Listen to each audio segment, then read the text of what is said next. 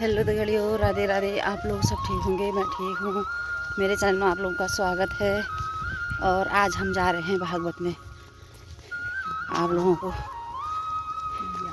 हाँ, मैया के दर्शन करने जा रहे हैं। और मेरे साथ चाची है, मैं आपको दिखाती हूँ चाची है। हेलो, आज हम मंदिर में जा रहे हैं, भद्रकाली मंदिर में। भागवत शुरू हुआ है कल से। आप भी भागवत सुनने का आनंद लें। आप भी मौका बना के भागवत सुनने ज़रूर आइएगा। सभी लोगों से हमारा विनम्र निवेदन है।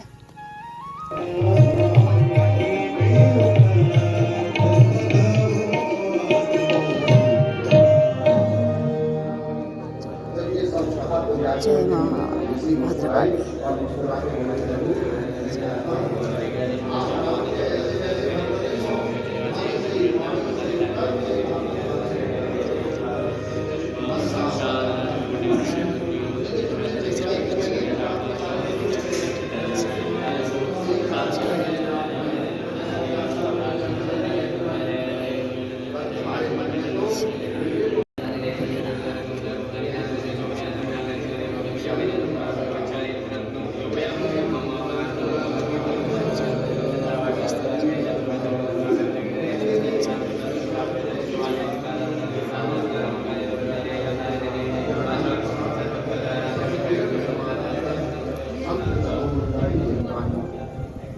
सारे संशयों को मिटाने वाली हो, सब कुछ समाप्त कर देने वाली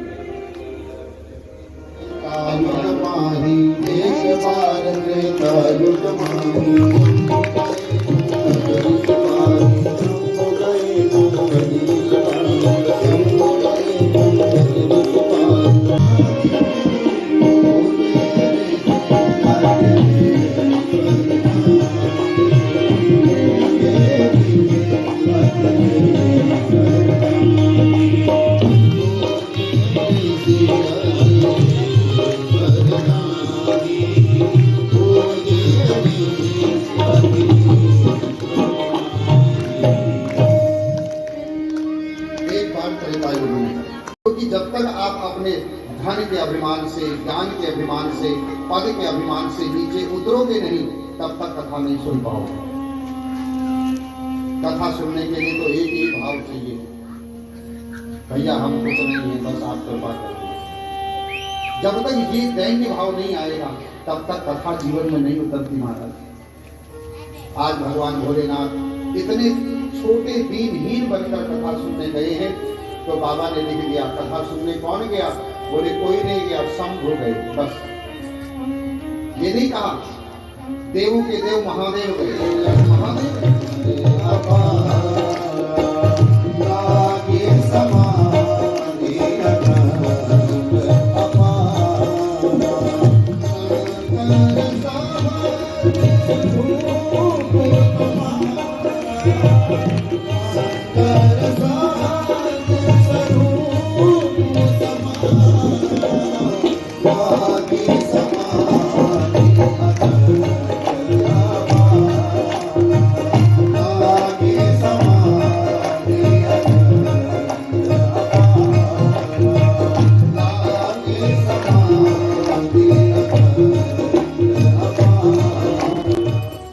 ससुर और जवाई का रिश्ता वैसे तो बड़ा पवित्र होता है और वैसे बहुत अच्छा भी है,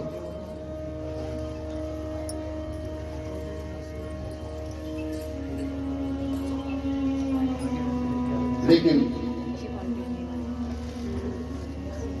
ससुर जवाई की चिंता और जवाई ससुर की चिंता बहुत करता है। अच्छा, एक विनोद की बात सुनो। होते हुए देखा है, सुना है, उन सबको अपने कर्मों का दंड भोगना पड़ेगा। इतना कहना मात्र था। सती चार अग्नियों में जल रही है। पहली अग्नि है वियोग की अग्नि, पति से अलग हुई है तो पति का वियोग सहन नहीं हो रहा है। दूसरा है अपमान की अग्नि, जो अपने ही भाई बहनों से किया जा रहा है। तीसरा है क्रोध की अग्नि और चौथा है अब योगाग्नि। योगाग्नि प्रकट करी। भगवान राम से कहा प्रभु अब मैं शरीर को त्यागना चाहती हूँ, बस आप कृपा करिए।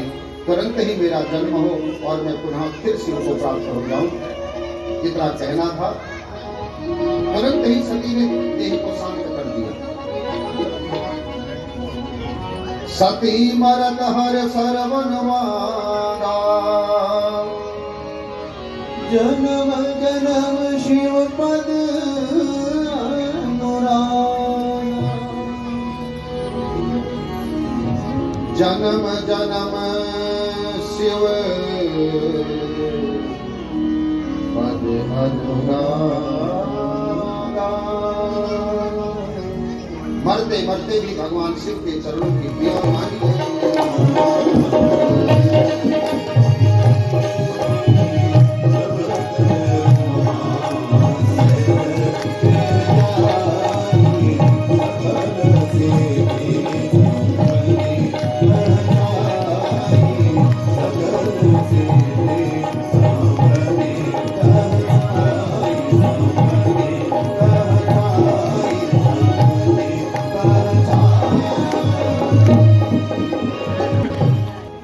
क्योंकि ये भी समस्या है। चंद्रमा बोले चांद तारों को संग लाऊंगा, जहां ना रोशनी होगी वहां पर लगाऊंगा। ऐसी लाइट जलेगी महाराज, बुझेगी नहीं, न कोई तार न कोई दिल, सब निःशुल्क। चंद्रमा बोले लाइट की चिंता आप मत करिए, जहां अंधेरा होगा वहीं एक को लगा दूंगा, चमकने लगेगा। सब चर्चा हो ही रही थी। पवन देव बोले महाराज, मेघ बोले चलो छिड़काव हम कराएंगे, मेघ बोले चलो छिड़काव हम कराएंगे। झाड़ू की व्यवस्था हो गई। जब धीरे धीरे बाबा की यहाँ सब तैयारी हो रही है, तो अब लक्ष्मी मैया बोली, भैया सब तैयारी हो गई, अब जब कोई भी कार्य स्टार्ट करो ना, प्रारंभ करो, तो ऑर्डर देने में तो बहुत अच्छा लगता है, ये भी कर दो, ये भी कर दो, ये भी कर दो। लेकिन जब प्रोग्राम सब पूरा हो जाता है ना, फिर एक एक करके सब पेमेंट के लिए ताका लगाते हैं, तब पता लगता है कि घर बैठी हो। हाँ, सब मेहमान आते थे, निभाते थे। अब आजकल निभाना तो छोड़ो, कमियां निकालते हैं मेहमान की। मेहमान खुद ही कह देते हैं, हमको चाय के लिए नहीं पूछा।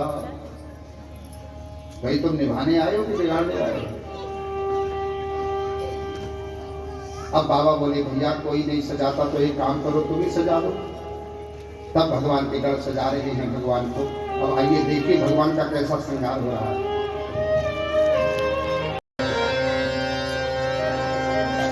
जटा मुकुट का मतलब है झंझट। जटाएं होती है ना, बालू की जब जटाएं बन जाए तो सुलझाई नहीं जाती आराम से, बड़ा दर्द कष्ट देती है, पीड़ा देती है। भगवान कहते हैं अगर तुम गृहस्थ आश्रम में जा रहे हो तो एक बात याद रखना, तुम्हारे जीवन में झंझट बहुत आएंगे। उन जटाओं के बीच से एक धार निकाल देना गंगा को। मतलब जब जीवन में समस्या ज्यादा हो, झंझट ज्यादा हो, तब ज्ञान रूपी गंगा को बहा लेना। अगर समस्या में ज्ञान होगा ना, तो वो समस्या का समाधान हो जाएगा। Hare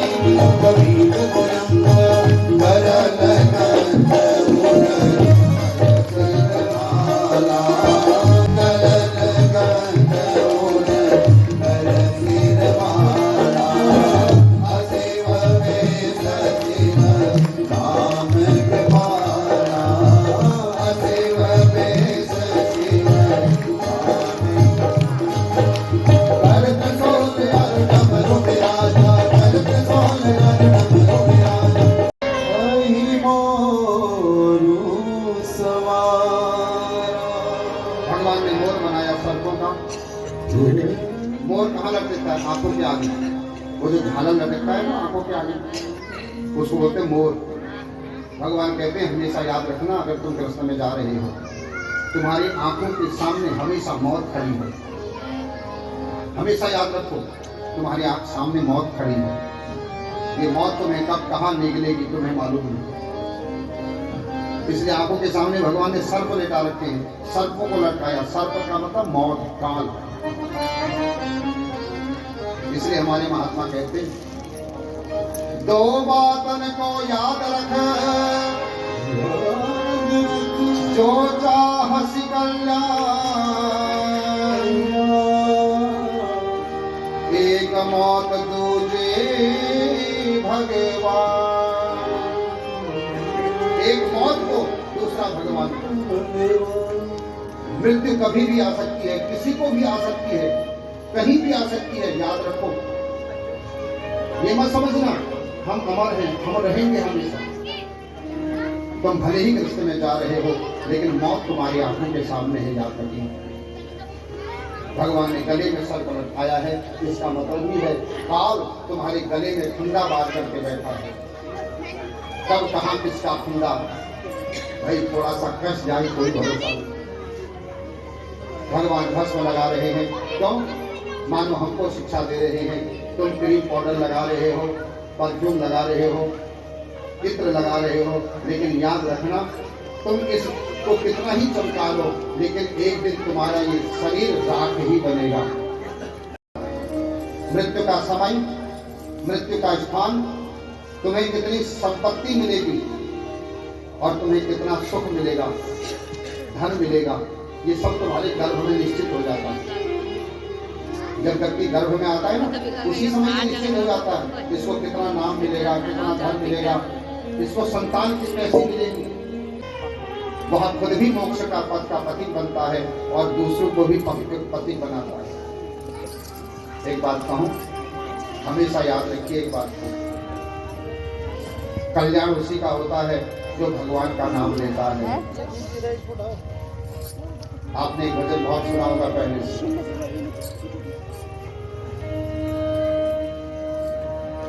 क्योंकि समय भी नहीं हो रहा है इसलिए इजाजत भी नहीं हो रही है। पक्ष लेकर के जाने लगे, अंत में भगवान शिव को छोड़ दिया कुछ गणों के साथ। तो भगवान ने भृंगी से कहा बेटा अपने गणों को बुलाओ, अपने बारातियों को बुलाओ। तुरंत ही भृंगी तेरी सकल कर तेरे, जैसी भृंगी ने आवाज लगाई तो सारे संसार के शमशान के जितने भी भूत थे सब भगवान की बारात में चले आए। और जैसे ही सब उपस्थित हुए तो सब एक ही बात कहते हैं, बोलो हर हर महादेव।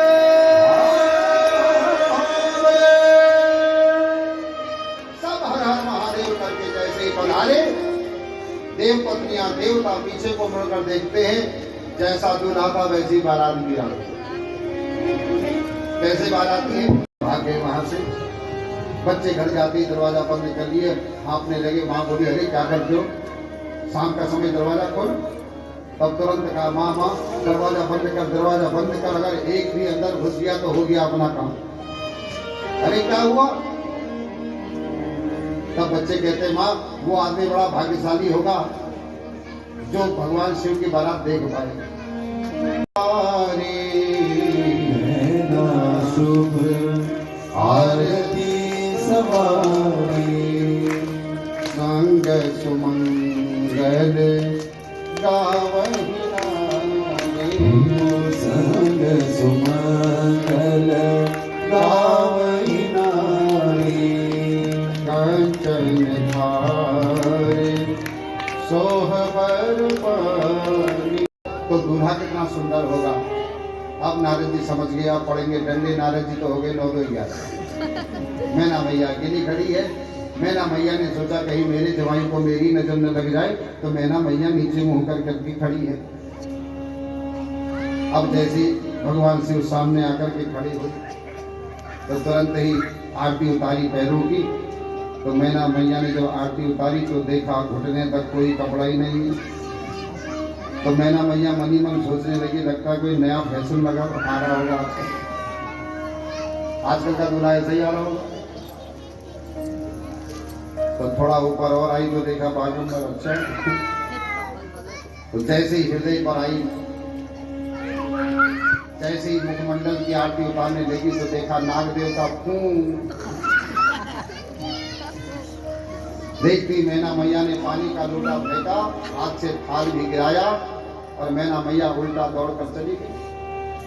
नंदी भगवान बोले महाराज बड़ी बेइज्जती हो गई, चलो वापस चलते हो की शादी। देखो दूल्हे को कितना पॉजिटिव होना चाहिए। अब भगवान शिव से सुनो, पॉजिटिव होना चाहिए, नेगेटिव नहीं होना चाहिए। भगवान शिव कितने पॉजिटिव हैं, बुराई में भी अच्छा ही देख रहे हैं। क्यों? क्योंकि रिश्ता बनाने जा रहे हैं। ये कथा हमको शिक्षा दे रही है, तुम जहां रिश्ता बनाने जा रहे हो वहां की बुराई मत देखो, वहां की अच्छाई देखो, तब तुम्हारा रिश्ता बनेगा। अगर बुराई देखोगे खाली पटक के चली गई। भगवान बोले अरे नंदी तू नहीं जानता बात, सुन। उसने जैसे ही देखा होगा मेरे माथे पर स्वयं चंद्रमा है, तो उसे लग रहा होगा जिसके माथे पर चंद्रमा है उसको दिया क्या दिखाना है। दिया क्यों दिखाते हैं? प्रकाश के लिए। और जिसके माथे पर प्रकाश का मालिक चंद्रमा का विद्यमान हो, वो यही सोच रही होगी मेरे इस दिए का क्या मोल है इनके सामने, इसलिए ऐसी बात जानती है। भगवान शिव का अपमान हो गया दरवाजे पर, लेकिन भगवान शिव को कोई कष्ट नहीं हुआ, कोई कष्ट नहीं। अब देखो अंदर गई पार्वती मैया को गोद में लेकर के नारद जी को देने लगी गालियां। ये नारद का मैंने क्या बिगाड़ा? किसी ने कुछ कह के मुझे लूट लिया, मुनि नारद ने हस्तरेखा देख कर लूट लिया। मुनि नारद ने हस्तरेखा देख कर लूट लिया, सप्त ऋषियों ने कठिन तप करा कर लूट लिया। मैं लुट गई, मेरा सब कुछ लूट लिया, लोगों ने लूट लूट कर लूट लिया। कुछ भी हो जाए, ऐसे भिखमंगे के साथ अपने बेटी का विवाह तो नहीं करूंगी मैं, मर जाऊंगी मैं। पत्थर से बात करके बेटी को नदी में डुबा दूंगी, मार दूंगी, लेकिन ऐसे भिखमंगे को के साथ नहीं विदा करूंगी। इतना कहना मात्र था महाराज। फिर तो नारद सब सनक सनातन सब वहां विद्यमान हुए। माँ भगवती स्वयं पार्वती अपने स्वरूप में आकर कहती है मैना तू ज्यादा मोह में मत पड़, तू जानती नहीं है ये आदि शक्ति है, वो आदि शिव है, ये दोनों जन्म जन्म के पति और पत्नी हैं। आज कहा अहम ब्रह्म स्वरूपणी मत्तः प्रकृति पुरुषात् पटम जगत शून्यम चा शून्यम अहम आनंदानंदो अहम विज्ञाना विज्ञानी अहम ब्रह्मा ब्रह्माणि वेदितव्ये अहम पंचभूतानि अहम अखिलम जगत। मेरी माँ कहती है विद्याहम विद्याहम अजाहम अजाहम अनजाहम अनजाहम। मैं तेरी बेटी बनकर आई हूँ, इसका मतलब ये नहीं है तू जो मर्जी वो कहेगी मेरी मालिक को। तू जानती नहीं वो आदि शिव है, मैं उसकी अर्धांगिनी हूँ, हम कभी अलग नहीं होते। ये तेरे को सौभाग्य मिला है कि तू हम दोनों की, तू मेरी माँ और उनकी सास बनने जा रही है, ये तेरा सौभाग्य है। जैसे ही ज्ञान कराया, अब तो मैना और पार्वती दोनों तैयार हुए। फिर क्या था महाराज? फिर तो सुंदर लग हर से तब सकल सुरेशा वेद मंत्र मुनि उच्चरहि जय जय जय शंकर सुर करहि। देवता सारे ब्राह्मण देवता वेद मंत्रों का उच्चारण करने लगे, भगवान शिव और पार्वती की जय जयकार करने लगे। एक बात कहूं आपसे, जब सुंदर सा उपदेश देती है जो हर माँ को अपनी बेटी को विदा करते समय देना चाहिए। क्या कह रही है सुनिए। करहु सदा शंकर पद पूजा, नारी धर्मो पति देवन दूजा। बेटी, हर स्त्री का पहला धर्म है वह अपने पति के चरणों की पूजा करे। पार्वती भगवान शंकर महादेव की जय, भवानी शंकर भगवान की जय, रामचंद्र भगवान की जय, भद्रकाली वाली मैया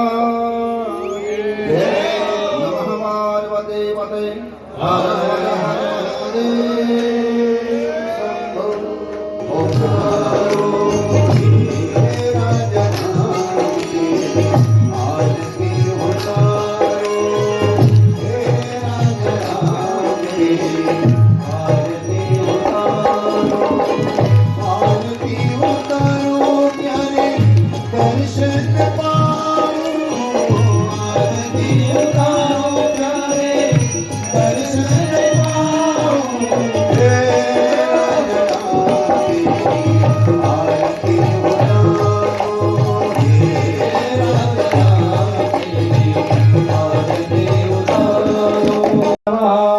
नाना सुगंध पुष्पाणि यथा तालो भवानि च पुष्पाञ्जलिर्वयरक्ता हर हर हर महादेव शंभो जय जय श्री सीताराम जय जय श्री सीताराम जय जय श्री सीताराम।